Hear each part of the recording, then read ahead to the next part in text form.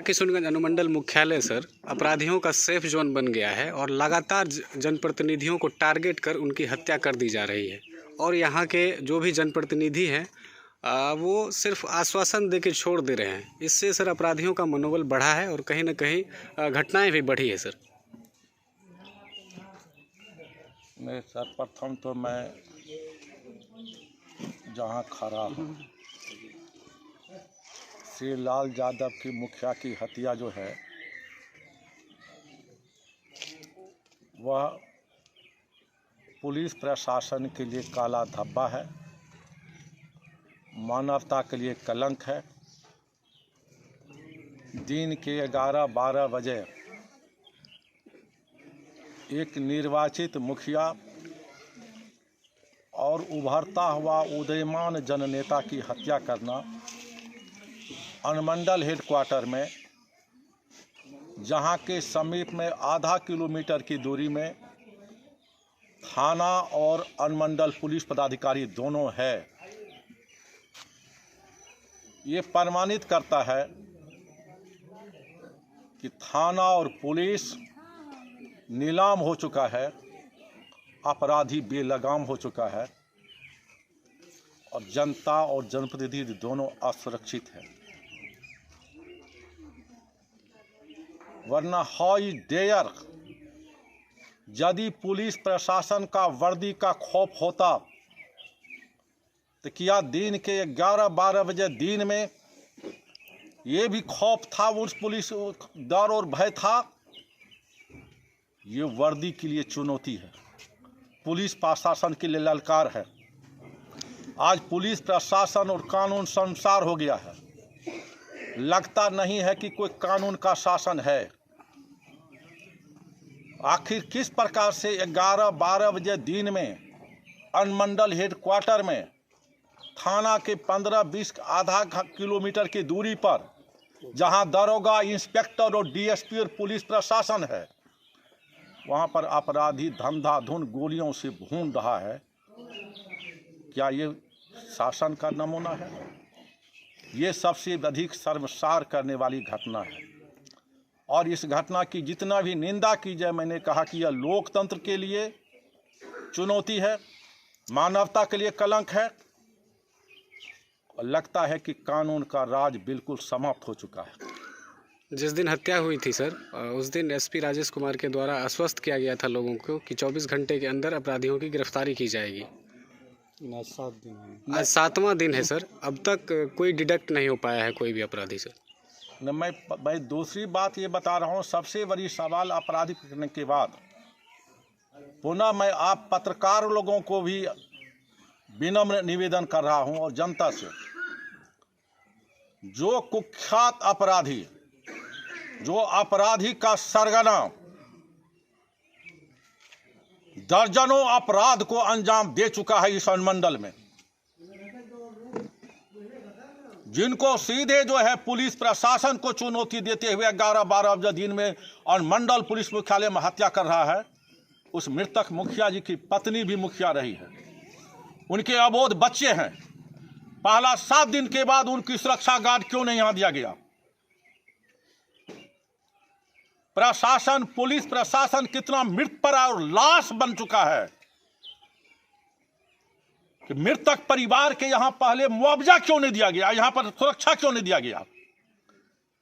काश उस साक्ष्य को मिटाने के लिए, आतंक, भय और दहशत करने के लिए, जो 11-12 बजे दिन में पुलिस मुख्यालय में हत्या कर सकता है, क्या उनके घर पर आकर के वो गोलियों की बौछार नहीं कर सकता है? क्या उनके परिवार को आकर के डरा भरा दहशत नहीं दिखा सकता है?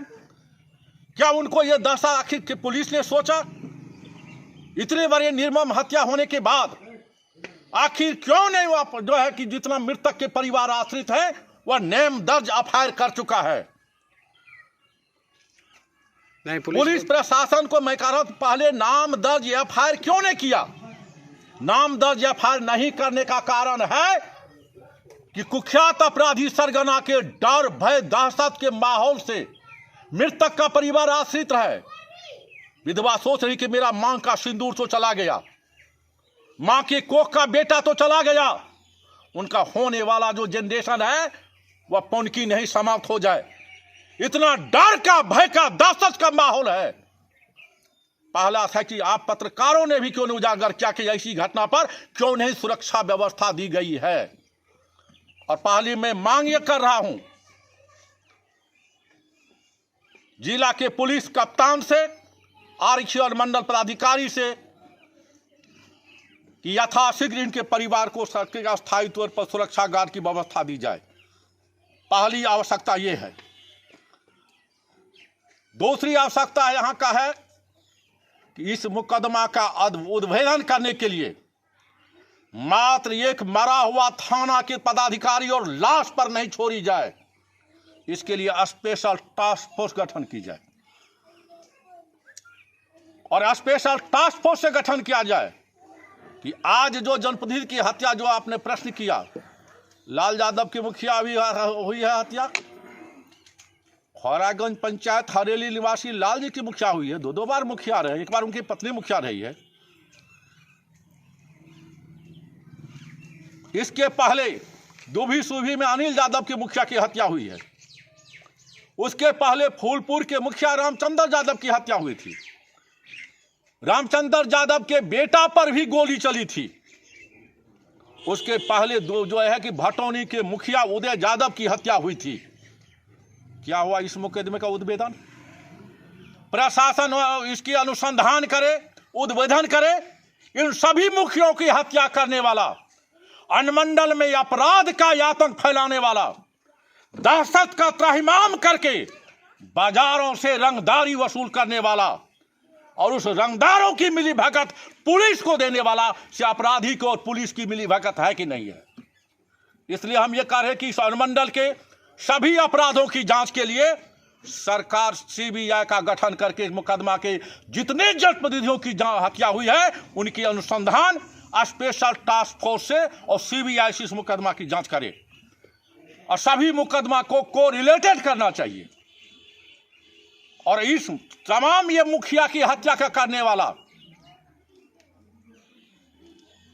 स्पेशली रूप से अपराधी का सरगना का सूत्र कौन है, कौन सरगना का सरदार है, कौन गैंग है और कौन इस अनुमंडल में आतंक का साम्राज्य छाया हुआ है, वह उद्भेदन हो जाएगा। सर उदय किशनगंज और इसके साथ साथ हमने कहा कि इसके स्पेशल टास्क फोर्स गठन हो और मुकदमा के लिए सीबीआई से जांच होनी चाहिए। तीसरा, इसके लिए सरकार स्पेशल टास्क फोर्स गठन करे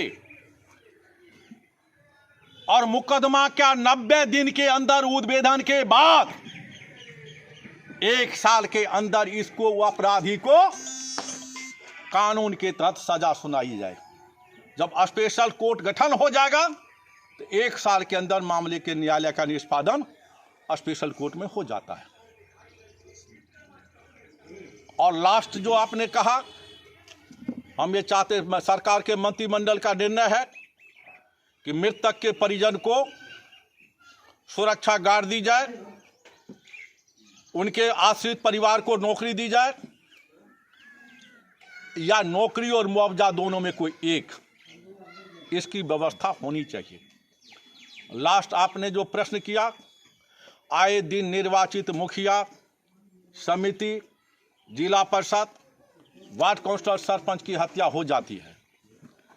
उनको जो है कि जनप्रतिनिधि को आप गार्ड की क्यों व्यवस्था नहीं दे रहे हैं? आप इंजीनियर को, अफसर को सुरक्षा गार्ड की व्यवस्था सरकार दे रहे हो। आप ठेकेदार को जो है लाइसेंसी ठेकेदार को सुरक्षा की व्यवस्था दे रहे हो।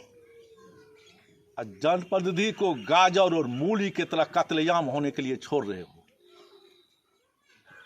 इसलिए जो भी निर्वाचित जनप्रतिनिधि है उनको गार्ड की व्यवस्था करनी चाहिए। तीसरी, जिस पर किसी प्रकार की कोई मुकदमा नहीं हो, कोई आपराधिक प्रवृत्ति का व्यक्ति नहीं हो, जो कानून में प्रावधान है, ऐसे मुखिया, समिति, सरपंच, जिला परिषद या पत्रकार या गणमान्य व्यक्ति को 3 महीना के अंदर उसको लाइसेंस आस्क का निर्गत करनी चाहिए। जो प्रशासन नहीं कर रहा है। और इस अनुमंडल को अपराध से मुक्त करने की दिशा में जब मैं यहाँ का जनप्रतिनिधि था तो विधानसभा से संकल्प पारित था कि उदा किशुनगंज अनुमंडल को पुलिस जिला परिवर्तित की जाए। आप याद करेंगे 20 के विधानसभा चुनाव में मैंने मुख्यमंत्री से उदा किशुनगंज के मंच पर तत्कालीन मुख्यमंत्री से मैंने मांग की है, जो वर्तमान में मुख्यमंत्री भी है। यदि पत्रकार बंधु आप विजुअल देखना चाहें तो उस मंच के भाषण से आप विजुअल देख सकते हैं कि मैंने मांग की थी कि उदा किशुनगंज अनुमंडल में जहां पूर्वी भाग इनका कटिहार और पूर्णिया है, दक्षिणी भाग खगड़िया, मुंगेर और भागलपुर है, पश्चिमी भाग इनका खगड़िया और सहरसा है, नदी नाला से घिरा हुआ है, केला मक्का की खेती होती है, 8-10 जिला का कुख्यात अपराधियों का ये शरण स्थली है। ऐसी स्थिति में 75 से 80% मधेपुरा जिला का मुकदमा उदा किशुनगंज में है। ऐसी स्थिति में इनको पुलिस जिला घोषित की जाए। या सर, उदा किशुनगंज अनुमंडल मुख्यालय सेफ जोन बन गया है अपराधियों का। इस पर सर कोई भी घटनाएं होती है उस पर त्वरित कार्रवाई नहीं होती है, कहीं ना कहीं सर मोड़ दिया जाता है, घटना को टाल मटोल किया जाता है। सर मैंने बताया कि यहाँ से अनुमंडल मुख्यालय से 35 से 40 किलोमीटर दूरी है। अपराधी करेगा और यहाँ से 10 किलोमीटर दूर भाग के चला जाएगा तो कहाँ जिला हो जाएगा? पूरब में पूर्णिया और कटिहार। 30 किलोमीटर दूरी से भाग जाएगा तो कौन हो जाएगा? भागलपुर, नौगछिया, पश्चिम चला खगड़िया चला जाएगा।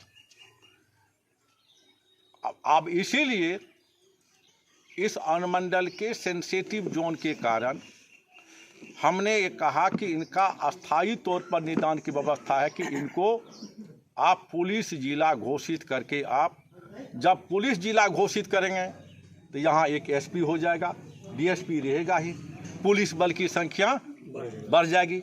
यहाँ आपको बीएसएफ, सीआरपी सारी फोर्स आपको देना पड़ेगा, उनका डिप्टेशन बढ़ जाएगा।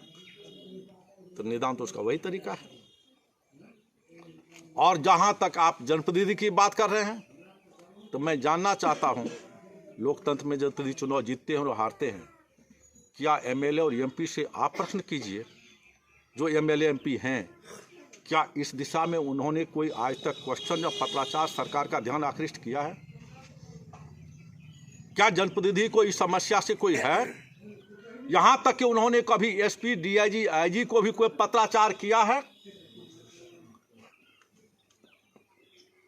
तो समस्या के प्रति जनप्रतिनिधि का और जनता का क्या है, ये अभी बहस का विषय नहीं है। हम सिर्फ अपनी बात को विनम्र प्रार्थना के साथ केंद्रित घटना पर